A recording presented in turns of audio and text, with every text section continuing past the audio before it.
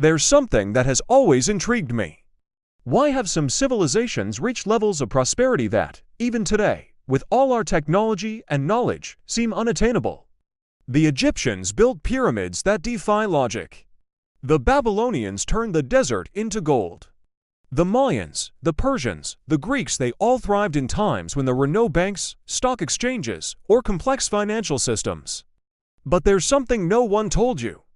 These civilizations didn't prosper by chance. They followed principles and visible laws that have now been forgotten, or worse, hidden. For years, I've been poring through ancient records, sacred texts, and banned manuscripts. And I've noticed a pattern: 7 ideas. 7 universal truths that shaped the way these people understood wealth, power, and destiny. These principles were not about money in the modern sense, but about frequency, intention, and the energy of abundance. They believed that everything that exists vibrates, and that prosperity is only a consequence of being in harmony with these laws. And while the modern world chases quick fixes, ancient civilizations looked inward. They knew that gold only appears to those who have learned to listen to the silence of the universe.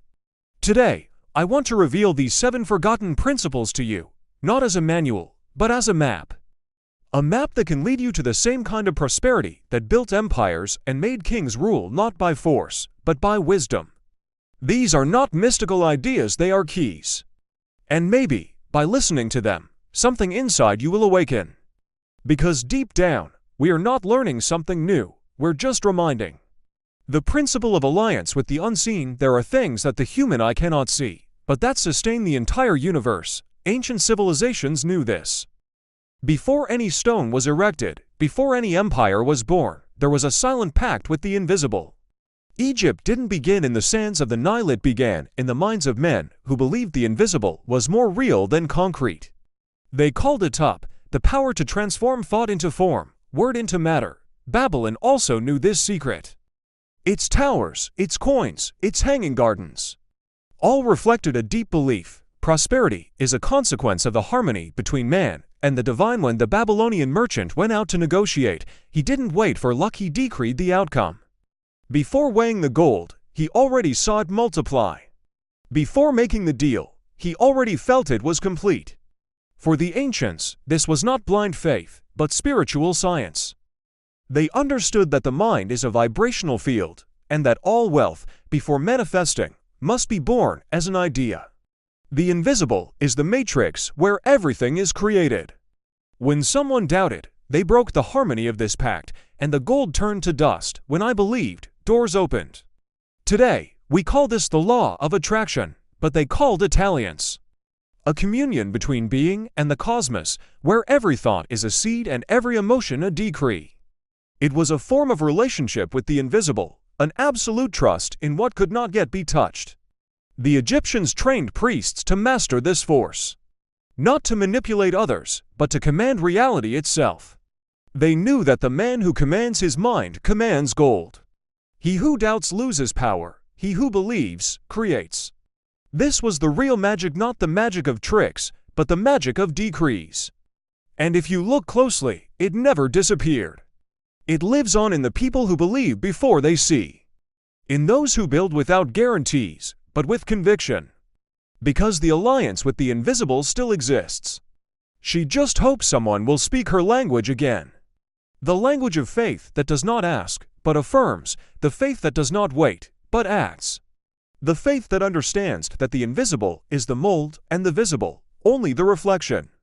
And perhaps that is why the ancients never felt poor, because they already knew the most valuable gold is not in the hands, but in the mind that creates it. The principle of cycle and seed. The ancients knew that time is the true treasurer of the universe. Nothing is born complete. Nothing flourishes outside its cycle. And it was this understanding that allowed entire civilizations to thrive even in the middle of the desert.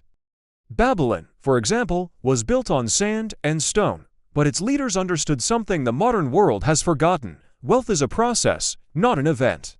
They observed nature. They saw the river that takes its time reaching the sea, the sun that sets every night without fear of not rising again, and they learned it from them.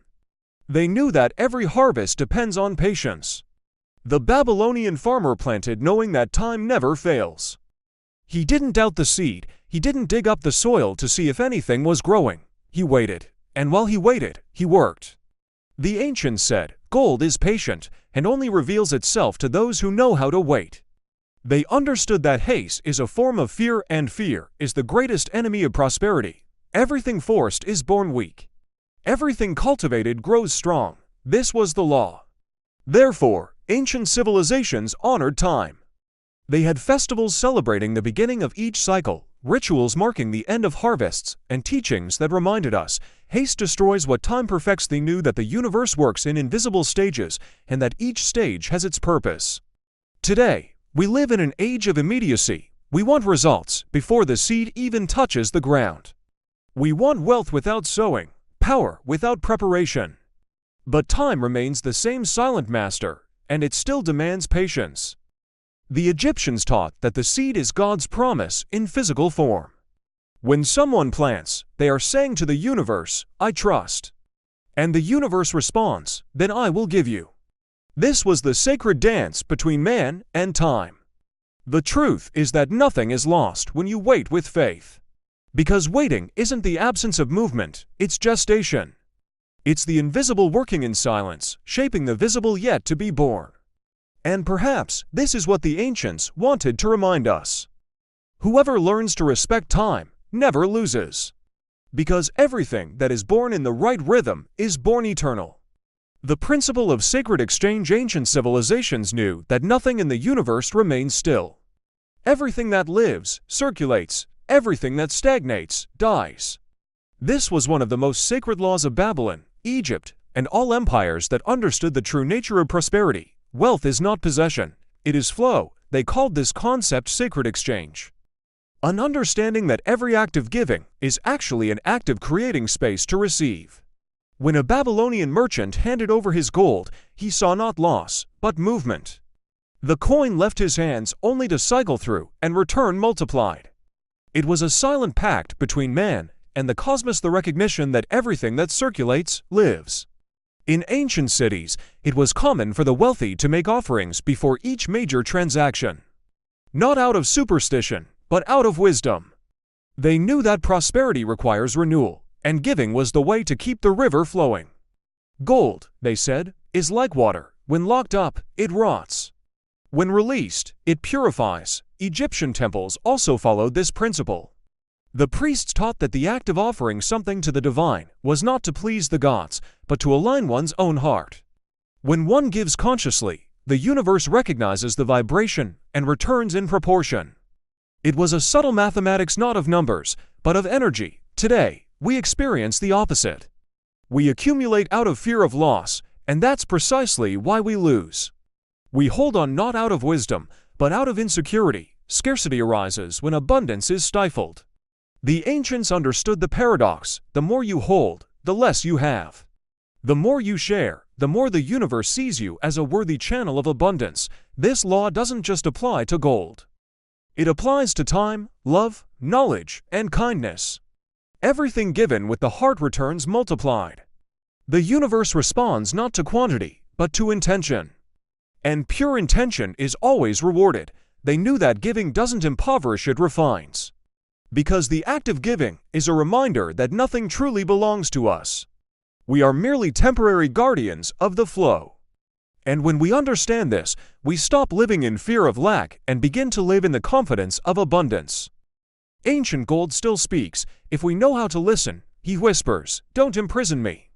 Let me flow, because only those who let me go are worthy of receiving me back." The principle of gratitude vibration. The pharaohs knew that gold, before being a metal, was a frequency. For them, true wealth was born not in the hands, but in the heart. What separated the common man from the sovereign was not the quantity of possessions, but the ability to vibrate with gratitude. And this vibration, they said, was the precise tone that made the universe open the portals of abundance. In silent temples, under the light of torches and the scent of incense, initiates learned to give thanks before receiving. It was a complete reversal of human logic, the act of feeling gratitude for the invisible, as if what one desired already existed. They called this demonstration rehearsal. The heart, in a state of gratitude, became a magnet. A magnetic field capable of attracting whatever was in harmony with it. Modern people have lost this wisdom. Today, we ask desperately, we vibrate in lack, and we call it faith. But the ancients knew, the universe doesn't respond to requests, it responds to vibrations. If you ask for wealth while vibrating in scarcity, you only create the echo of absence. If you give thanks as one who already has, the cosmos bows to certainty. Gratitude was, therefore, a spiritual technology. The Egyptians used it to seal pacts, cure illnesses, and attract crops. It was the energetic seal of every invocation. A scribe wrote on a lost tablet, "He who gives thanks before receiving has already received." And perhaps this is the most profound of forgotten truths. The vibration of gratitude alters the surrounding field. When the heart opens in recognition, it emits a pure, resistance-free frequency. And the universe, sensitive to every small intention, responds in kind. It's as if gold, the symbol of sunlight, recognizes those who carry the same radiance within. Today, when you give thanks, don't give thanks out of habit, make it a ritual. Feel the vibration rise through your body, like a golden spark. See yourself surrounded by the abundance you desire, and realize that it was never outside of you. It was just waiting for your right tone, the tone of gratitude. The pharaohs called it the song that moves gold. And perhaps this is the melody the modern world needs to relearn to sing, the mental image principle of the rich in all prosperous civilizations. There was one thing in common: the leaders, priests, and merchants didn't just desire wealth they from the road. Before the gold touched their hands, they could already see it shining within their minds. This was the art of mental image, the principle that separated the rich from the poor, the initiated from the forgotten. The Egyptians believed the universe was a vast mirror, reflecting the images imprinted on human consciousness. What was seen within became reality without. Therefore, mystery schools trained their disciples to construct perfect, detailed, and vibrant mental images. Each vision was treated as a seed planted in the invisible field of creation. In Babylon, the masters said, "The mind is the workshop of the gods." And whoever dared to dream clearly drew destiny within themselves. No fortune was born by chance, it was the result of an image maintained with unwavering faith, nourished daily, like a flame that never goes out. The problem with modern man is that he visualizes the opposite. He imagines debts, failures, losses, and the universe, obediently, returns to him exactly what he creates. Ancient civilizations understood that the power of the mind was neutral. The same fire that forges gold can destroy a temple. It all depends on the image you choose to uphold. The pharaohs used dark chambers for this training. They sat in absolute silence, visualizing what they desired so intensely that they claimed to feel the object in their hands. It wasn't fantasy, but attunement. When the mental image became more real than reality itself, it began to condense into the physical world. This practice has been forgotten, replaced by haste and distraction. But the truth remains: the universe is moldable, and the mind is the tool that sculpts it. What you consistently see within yourself, the world will eventually obey. So, before you complain about what you don't have, ask yourself, what have you seen? Because vision, before being a sense, is a creation. And gold, before existing in the world, must first shine within the mind of the person seeking it. The principle of golden sacrifice. Within the golden walls of ancient civilizations, there was a feared, but indispensable knowledge: nothing of value is born without sacrifice. Great empires knew that prosperity required sacrifice. And not just of possessions, but of attachments, illusions, and comfort zones. Gold only appeared when something equally precious was placed on the invisible altar of the universe. In Egypt, sacrifice was not seen as loss, but as transmutation. The priests taught that what is given away becomes refined, what is held back in fear rots. Therefore, pharaohs made offerings of their most valuable possessions before great conquests, not because the gods demanded gold, but because this act proved to the universe itself that they were ready to receive more. They understood that energy cannot tolerate stagnation. Everything that accumulates without purpose becomes a burden. Thus, giving, surrendering, or abandoning the old was the way to make room for the new flow. In secret temples, apprentices were tested. They had to renounce what they loved most to prove themselves worthy of wielding the power of gold. Many gave up, unable to release what imprisoned them. Few passed. In Babylon, this principle took shape in stories about merchants who burned ships upon reaching new lands so there would be no return. It was the ultimate symbol of trust in the unseen. When the door to the past closes, destiny is forced to open. Sacrifice, therefore, was the seal of commitment to the future. Modern man fears this principle because he lives surrounded by attachments. He wants abundance without emptying himself. He wants harvest without planting. He wants rebirth without dying. But the universe continues to demand the same tribute it always has: detachment. The true golden sacrifice is internal. It's when you decide that nothing you have is more important than what you can become. It's when you understand that loss is often just the cosmos's way of rearranging what you deserve. Rich civilizations knew gold is never given. It is conquered by those who accept the price of evolution.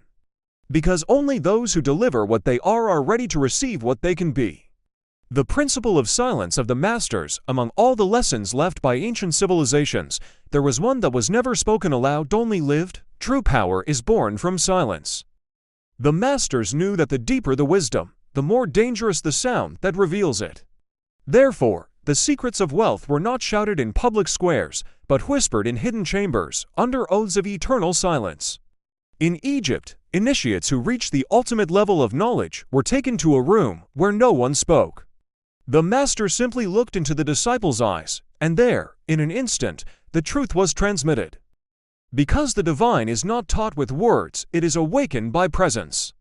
They called this the communion of the invisible gold, the point at which man no longer needs to prove, convince, or show off. He simply ... and Babylon, Rome, and even the mountain peoples of the East repeated the same pattern. The wise men who truly grasped the secret of prosperity disappeared from public view. They understood that excessive talk dissipates power, that sound wastes energy, and that wealth, to remain alive, requires mystery. Silence was the wall that protected what was sacred. In the modern era, this principle has been lost. Ostentation has replaced seclusion. People rush to show off what they have, but forget to nurture what they are. The more they flaunt, the more their power dissolves. What the ancients knew, and we have forgotten, is that energy obeys discretion. Gold, like wisdom, likes to rest where there is stillness. The master's silence wasn't shyness, it was strategy. It was a way of keeping the field clean, free from the external voices that contaminate creation. They knew that the noise of the world distracts, but silence reveals. That those who talk too much lose focus, and those who observe in silence see the movement of destiny before others. Therefore, every initiate who discovered the final secret learned to remain silent. Because there is power in words, but there is greatness in silence. And perhaps that is why ancient empires have disappeared from the pages of history, not because they were destroyed, but because they learned to remain silent after understanding the mystery. When I look at all these ancient lessons, I realize that what the most prosperous civilizations left us is not gold, nor temples, nor coins, it's a frequency. An invisible pattern that, if understood, can transform not only the way we view wealth, but the way we see ourselves in the world. They didn't seek fortune for the pleasure of accumulation. They sought perfect harmony between man and the universe. They knew that true prosperity is born in the mind, vibrates in the heart, and manifests when the soul is aligned. Everything we learn today about money, power, or modern success is but a shadow of what the ancients already mastered. And the most fascinating thing is that these principles haven't disappeared, they've simply been forgotten. They await those willing to remember, those who have the courage to see the invisible, respect time, give without attachment, give thanks before receiving, visualize what they desire, sacrifice what holds them back, and, finally, silence themselves to hear what the universe truly says. You can choose to rediscover this. You can decide to apply these truths, even if they seem intangible or mysterious. Because the prosperity they experienced isn't about material wealth, it's about inner power. It's about aligning yourself with laws that have always existed and never changed. If something within you awakened while hearing these words, don't let the world's silence erase that call. Like this video, subscribe to the channel, and share it with those who also seek more than meets the eye. Because the more people awaken to these principles, the more the world will begin to remember the forgotten language of abundance. And remember, the ancients haven't disappeared. They simply await the next generation of wise men who have the courage to listen, believe, and act. True gold is not in the hands of those who seek it, but in the mind and heart of those who understand it. And perhaps this is the oldest and most powerful secret that any human being can awaken.